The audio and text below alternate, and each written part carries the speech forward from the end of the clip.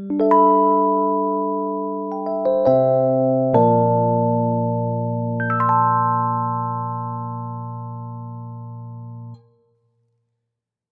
to TNC, where I spill the tea and we see how we can learn from it. I am your host, TeaSea, and let's start the tea session today titled What's Wrong with Us? The Gen Z edition. Now, don't get me wrong, the theme song titled Kids These Days has been a recurring theme across millennia. We are not the first younger generation to act up and challenge tradition in the long course of humanity's history. It is completely normal for the lively younger generation, not yet inundated with the traditions and expectations of the older generation, to be upset with the way things are and act out. Does this make you feel better? Next time, whenever someone laments and shares one of those kids these days statements with you, you could reply with, it's not just kids these days. Kids these days across millennia have been acting up for the longest time. And perhaps that's exactly what society needs to have. To have that push to evolve, adapt, and challenge the status quo. Such commentary has been passed down consistently since antiquity. The older generation has consistently complained frequently about the younguns, and the younger generation has often done the same in response. These are easily found recorded in texts which describe stereotypes or caricatures of people of a certain age. Remember Greta Thunberg? Remember how she has faded into obscurity once all the big corporations who greenwash realized that she can't be their puppet? The same has been acting out across millennia, even in the long depths of history. In Aristotle's Rhetoric, he states that elderly men are cynical, that is, they tend to put the worst construction on everything. Further, their experience makes them distrustful and therefore suspicious of evil. Consequently, they never love warmly or hate bitterly. They are small minded because they have been humbled by life. Their desires are set upon nothing more exalted or unusual than what will help them to keep alive. They are not generous because money is one of the things they must have. They are cowardly, and we are always anticipating danger. Unlike that of the young, who are warm blooded, their temperament is chilly. 2.131390A.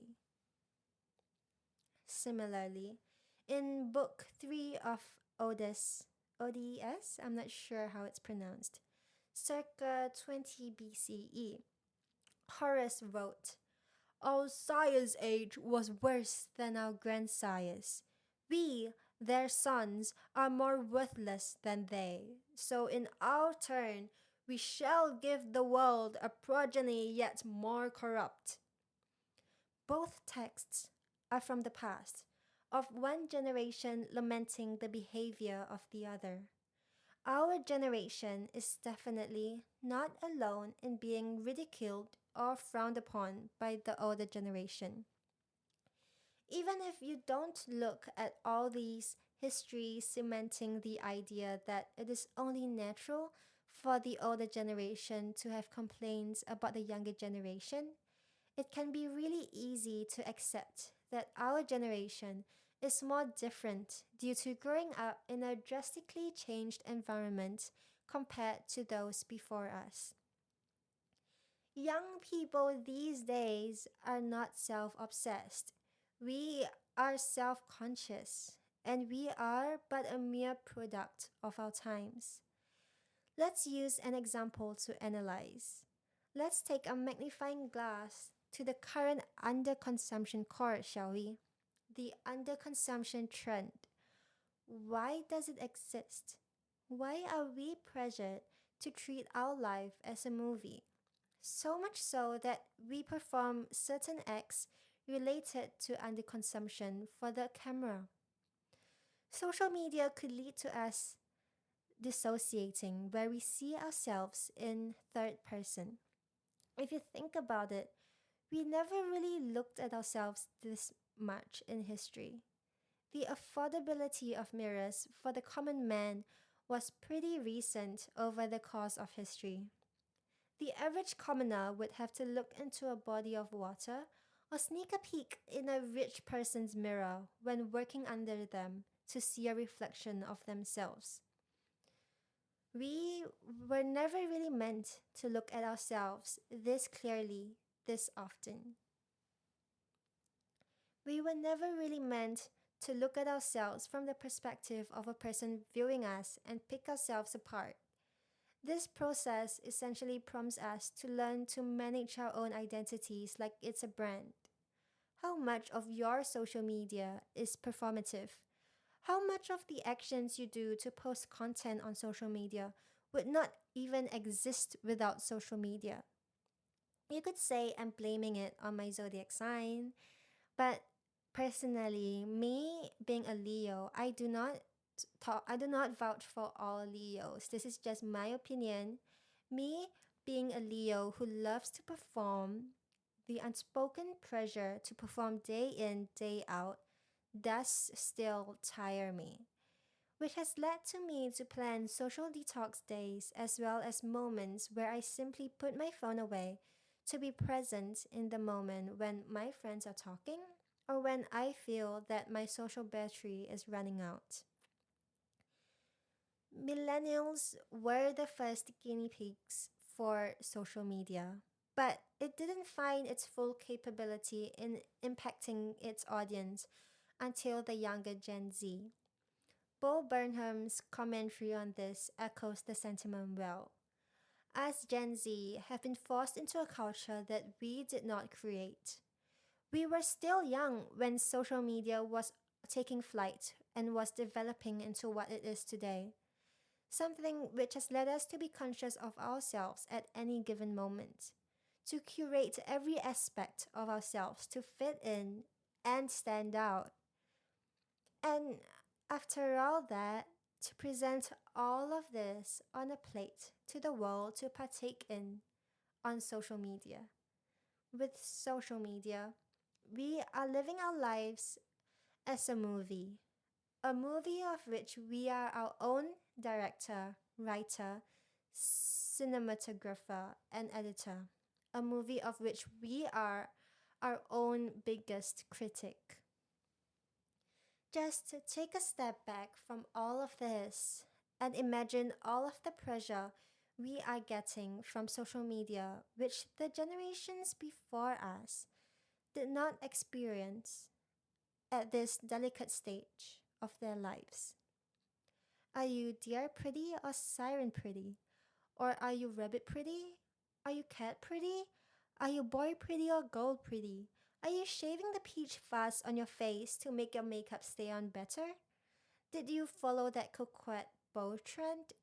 What about the bloquette trend where you wear sports outfits with lace? Have you bought sambas or a sports jersey? Are you fitting in? How is your canthal tilt? Do you have facial harmony? Now, isn't that tiring? And we are still young and impressionable. We are still exploring different things to figure out what we like or dislike and find who we are as a person. Don't you think that this pressure from the culture which social media molded is too much? This is one of the most difficult points in a person's life for us.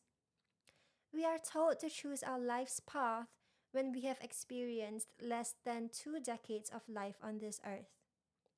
Rachel is studying while interning at a large firm. Amanda is studying while working on her small business.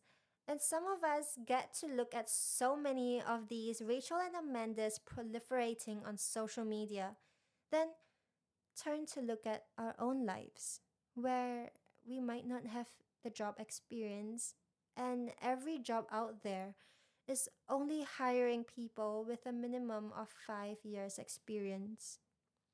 Or sure, they will say that you can work for us, but you won't get any pay.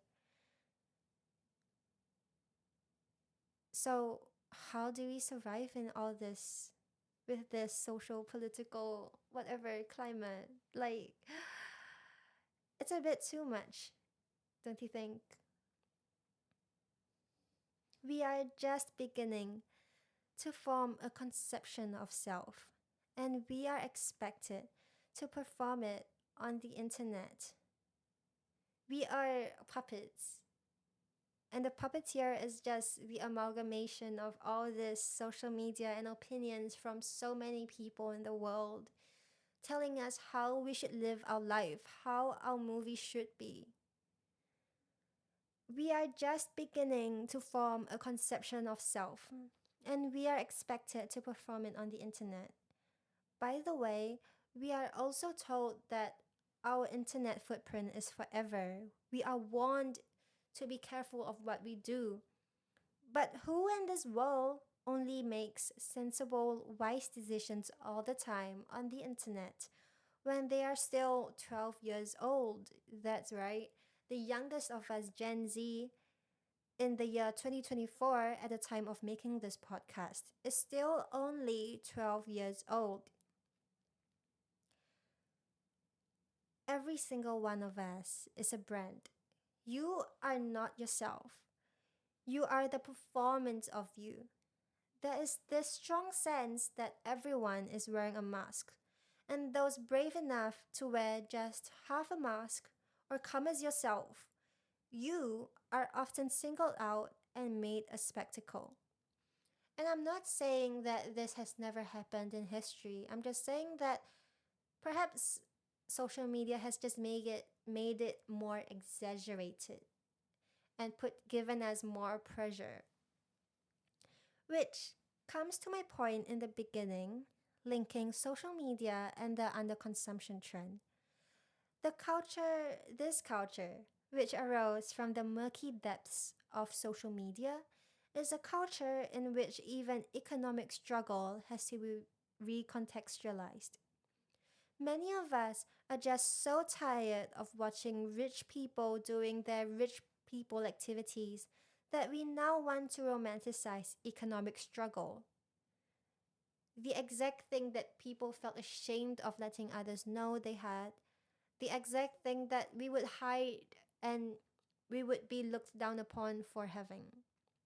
Now, even economic struggle has to be recontextualized as a purposeful aesthetic. Buying less, which used to be part of the inability to buy more or a conscious effort to reduce one's carbon footprint, has now been rebranded as underconsumption.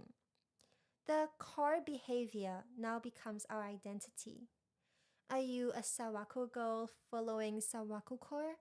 Are you cottage core, goblin core, fairy core, or academia core? Are you light academia or dark academia?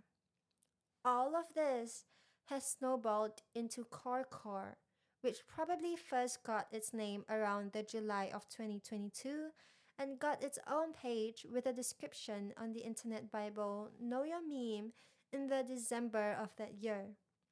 Core is a satire of this whole internet culture, capturing the feeling that this culture is just too much for us.